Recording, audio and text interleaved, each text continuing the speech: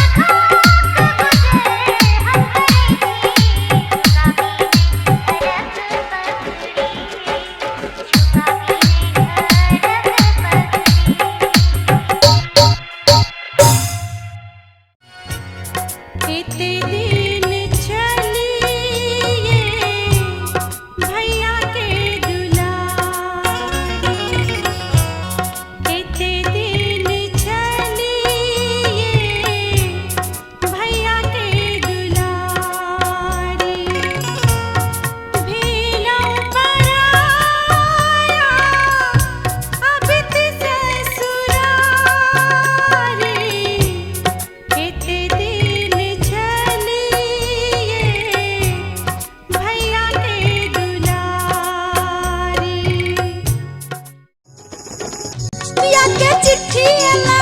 के तोहर भाग जगला के बुचिया नाचे छम छम बजै छ पायल झनझन भेटल जे चिट्ठी पढ़लो ध्यान सा अबै छी गाम जनी फुललो गुमान सा कस मस्तन आंगी मसैक गेलै ना पिया डारे पर हे पिया पिया डारे पर घैला भसैक गेलै ना पिया डारे पर घैला भसैक गेलै ना